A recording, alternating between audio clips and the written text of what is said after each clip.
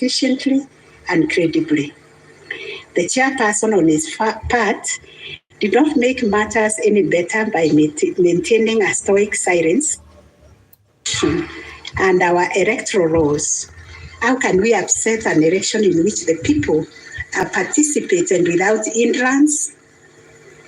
As they made their political choices pursuant to Article 38 of the Constitution. To do this would be tantamount to subjecting the sovereign will of the Kenyan people to the quorum antics of IEBC. This we cannot do. Clearly, the current dysfunctionality at the Commission impugns the state of its corporate governance, but does not affect the conduct of the 2022 election. In view of the foregoing, we are satisfied that notwithstanding the divisions apparent between the chairperson and the four commissioners, IEBC carried out the verification, tallying, and declaration of results in accordance with Article 138, 3C, and 10 of the Constitution. Issue number 7, whether the declared President-elect attained 50 plus 1 of all the votes cast in accordance with Article 138 of the Constitution.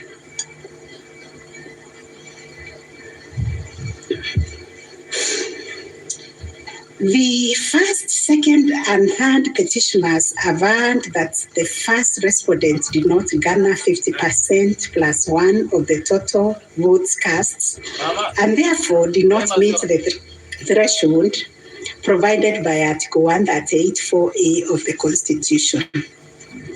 They anchored their claims on the basis that in order to determine whether a candidate has attained 50% plus 1 of the votes cast, this ought to be calculated based on the total number of votes cast, excluding rejected votes. They argued that 50% of 14,353,165 votes, in their view, were the varied votes cast, which amounted to 7,176,582.77 votes. They therefore contended that by attaining 7.176,141 votes, the first respondent did not meet the constitutional threshold to be declared president-elect. Supporting the claim that the first respondent did not meet the 50 plus 1 constitutional threshold was the sixth petitioner. His contention was founded on the backdrop of a press briefing issued by the chairperson of IEBC after the official closure of voting on 9 August 2022. According to the sixth petitioner, the chairperson of IEBC announced that the voter turnout was 65.4% of the total number of registered votes based on the verification of the KIMS kits which were functional during the process of voting. In addition, the sixth petitioner argued that the voter turnout of 65.4% did not include some 238 polling stations where the KIMS kit had malfunctioned, necessitating use of the manual register. It was therefore urged that the minimum number of votes cast could not be less than 14,466,779. Additionally, that this number was bound to increase once the number of votes from the areas that used the manual register were included. The sixth petitioner further claimed that a summation of the minimum number of votes cast and untallied manual votes would represent the actual voter turnout. In challenging the declaration made by the chairperson of IEBC, the sixth petitioner averred that the final tally published in Form 34C, only accounted for 14,326,641 votes cast, including some 113,614 rejected ballots. The sixth petitioner contended that this tally did not factor in some 140,138 votes cast using the manual register. The sixth petitioner computed this number by subtracting 14,326,641 declared votes cast from 14,466,779 generated by the sixth petitioner as representing 65.4% of the voter turnout. Referring to the tallies in Form 34C, the sixth petitioner summed the number of votes cast for each candidate as follows. Raila Odinga, 6,942,193. William Ruto, 7,176,141. Wahiga Mwaura, 31,987. And George Wajakoya, 61,969, adding to a total of 14,213,027. He then added 140,138,000 arranged to be untallied votes, and this yielded a total of 14,353,165 total valid votes, which the sixth petitioner used to compute the percentages garnered by each candidate as follows. William Ruto, according to him, garnered 49.9%, Raila Odinga 48.3%, Wahiga 0.22%, and Wanjakoya 0.3%. It is on this basis that the sixth petitioner grounded the claim that none of the candidates met the constitutional threshold as set out in Article 138(4)(a). IEBC and its chairperson disputed the sixth petitioner's claim. They submitted that the declaration of results is based on the number of people identified as having voted on the KIMS kit and not the total persons on the voters register as arranged. They contended that the final voter turnout comprising of the voters who were identified through the KIMS kit and those who voted manually was 64.76% and not 65.4% as arranged by the petitioners. They urged that the announcement error by the chairperson of IEBC on 10th August 2022 was immediately clarified during the same press briefing. And evidence of this correction was provided to this court in an affidavit of the first and second respondents in Presidential Election Petition number 7 of 2022. According to IEBC and the chairperson, 14,239,862 voters were identified using the KIMS kit, while 86,889 voters were identified using the printed voter register. Therefore, the total valid votes cast were 14,213,137, while the total number of rejected ballots were 113,614, constituting 14,326,751 total votes cast. They illustrated that the first respondent garnered 7.176,141 votes against 14,213,137 total valid votes cast, yielding a percentage of 50.49 to meet the requisite constitutional threshold for a candidate to be declared president-elect. In the upshot, the percentage attained by each candidate was as follows. Raila Odinga 48.84%, William Ruto 50.9%, 0.48%, Waiga Maure 0.22%, and John Wanjakoya 0.43%. IEBC and its chairperson also submitted that the KIMS kits malfunctioned in 235 polling stations, necessitating the use of the printed voter register. In these polling stations, backup KIMS kits were later deployed for purposes of results transmission. The first respondent, in response to the question of 50+1 constitutional threshold, maintained that he attained the threshold under Article 138(4) of the Constitution as elaborated by the IEBC and the chairperson. This court has considered the differing formulas and threshold arguments presented by various parties to this petition.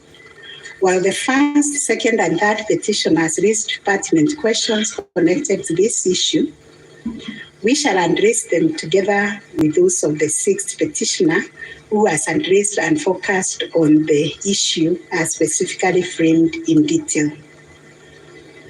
It must be restated that the case made by the sixth petitioners concerns a data-specific threshold as enunciated under Article 138(4) of the Constitution, that without attainment of which there can be no declaration.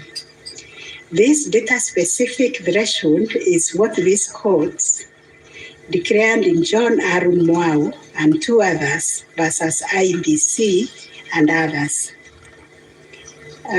Petitions numbers 2 and 4 of 2017, consolidated, referred to as the ultimate yardstick for determining the winner in a presidential context. In Raila Odinga and 5 others versus IEBC, petition number 5, 3, and 4 of 2013, this court asserted that rejected ballot papers do not constitute a vote cast to be included in calculating the final tally in favor of a presidential candidate. We are not persuaded by amicus curiae's brief, that is Law Society, who attempted to persuade us to consider our position on this finding.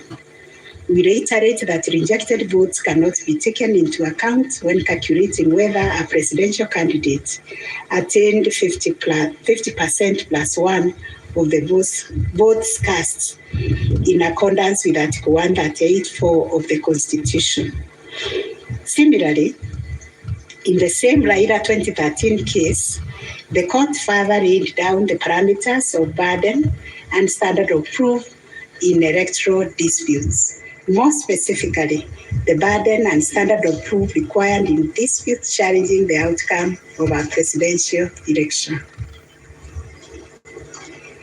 And this is what the court said, I quote, in the case of data-specific electoral requirements, such as those specified in Article 138(4) of the Constitution, for an outright win in the presidential election, the party bearing the legal burden of proof must discharge it beyond any reasonable doubt. The question that follows was whether the petitioners challenging the attainment of 50% plus 1 constitutional threshold and the computation by the sixth petitioner in general met the standard of proof settled by this court in Raila 2013 case. The premise of the sixth petitioner's percentage computation was a press briefing made by the chairperson of IEBC on 10 August 2022, when the evidential burden shifted to IEBC and its chairperson, as it does in election cases. They produced video evidence correcting the percentage voter turnout to read 64.6 at the time of the briefing. This percentage, however, did not include reports from all the KIMS kits and 86,889 voters who were identified manually using the printed register of voters. In our view, The assertion by the sixth petitioner that the percentage voter turnout was firstly predicated on the uncorrected percentage given by the chairperson of IEBC was negated by evidence adduced to prove the correction.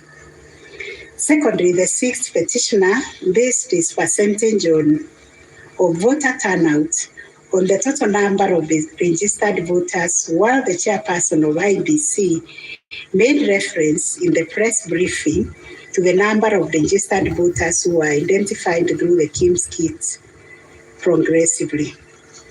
The sixth petitioner also asserted that rounding off of votes cast in a presidential election as a means of assessing the threshold under Article 138(4) of the Constitution kills and bars voters, which is illegal and unconstitutional. We have deliberated on this proposition and found that it is not mathematically sound and that the rounding off done by IEBC and its chairperson was correct. Consequently, we find that the petitioners did not provide a watertight case to warrant the setting aside of the results of the presidential election on the basis of not having met the threshold provided under Article 138(4)(a) of the Constitution. On the voter turnout, therefore, we find that the formula predicated on the number of voters identified through KIMS kit progressively and used by IEBC and the chairperson to generate a percentage of 64.76% was correct. Having settled the issue of voter turnout, we must ask ourselves whether in the making of the declaration, the chairperson of IEBC applied the formula in Article 138(4) of the Constitution, which is total votes cast less rejected votes divided by 2 must always give 50% plus 1 vote. Given the numbers that were presented to us by IEBC and the chairperson, this will translate to 14,213,137 divided by 2 plus 1, which makes 7.106569.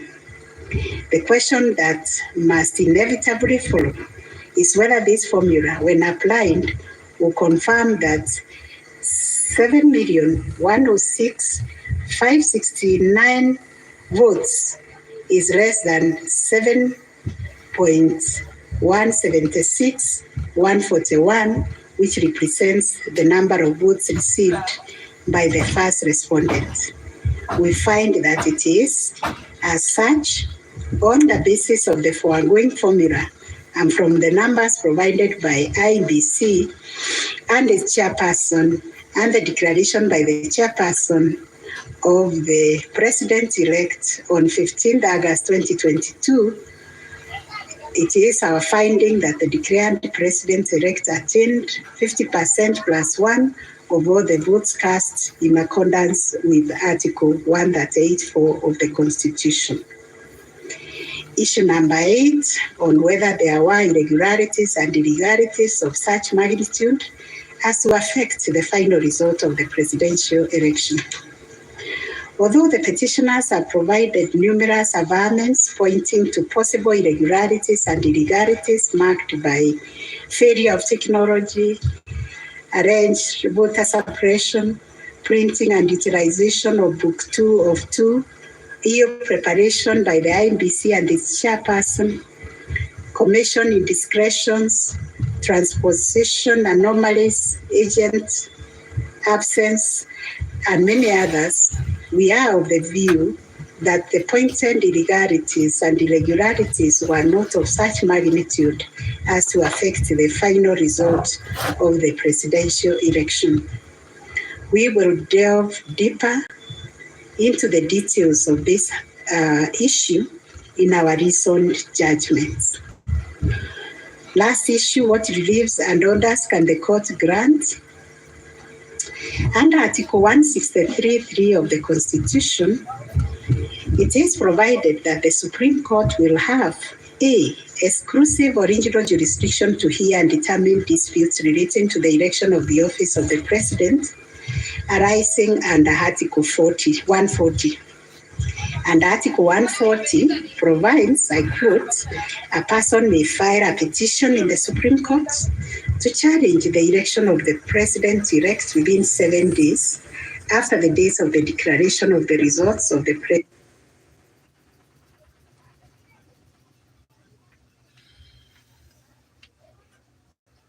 presidential election.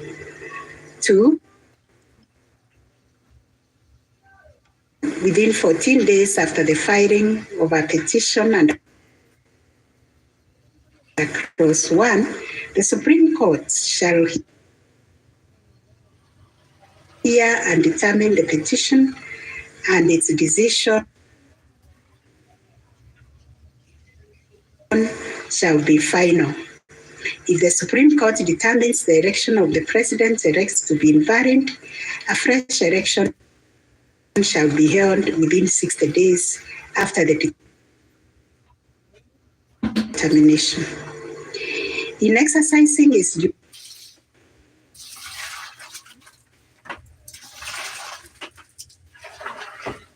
jurisdiction pursuant to these provisions, the court sits as an election court with a mandate to determine the validity or otherwise of the election of the President-elect. It is clear to us that the jurisdiction of the court is quite circumscribed in terms of the orders or reliefs it can grant following the hearing and determination of the election petition under Article 140 of the Constitution. In the event the court determines that the election of the President-elect is invalid, it must make an order nullifying the election. Consequently, it has also to make an order directing IEBC to hold a fresh election within 60 days after the determination. Should the court determine that the election of the President-elect is valid, it shall issue a declaration to that effect. The court has then, as a matter of course, to make an order dismissing the petition with or without cost, as the case may be. In the strict sense, therefore, these are the only orders that the court may make under the Constitution. The court cannot assume jurisdiction that goes beyond the purview of Articles 163(3) and 140 of the Constitution. However, nothing stops the court from issuing orders or reliefs by way of recommendations. Indeed, since 2013, this court has issued many recommendations arising from the determination of 3 petitions challenging the election of the President-elect. The recommendations are meant to improve our electoral landscape and hence aid in the development of our democracy. In this regard, this court has been greatly aided by the contributions also of the amici curie, and the court places a heavy premium on those briefs that were filed and those which were admitted. The final orders made by the courts. This is a unanimous decision of the court, and we make the following orders. 1, the presidential election petition number E005 of 2022 as consolidated with the presidential election petition numbers E001, 2, 3, 4, 7, and 8 of 2022 are hereby dismissed. As a consequence, we declare the election of the first respondent as President-elect to be valid under Article 143 of the Constitution. This being a matter cutting across the public interest, we order that each party do bear their own costs. It is so ordered. And finally, the court has asked me to also acknowledge, although we'll do it in the long draft, the enormous contribution made by Council in these proceedings, and also the orderly way the Council, all the advocates and parties conducted themselves. They remained seated throughout the proceedings. That is the judgment of the court, a unanimous one. We shall issue a media summary to help the media summarize the case. I think that is all. Thank you very much for coming.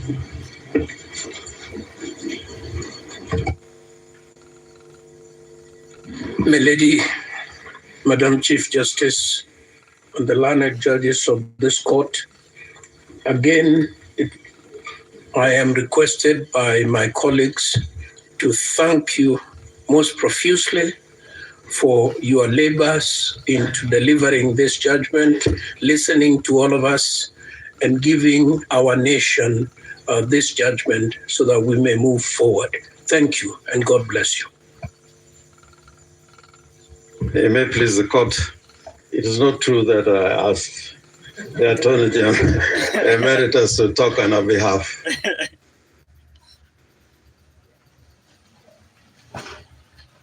Magda Ruto ameshinda.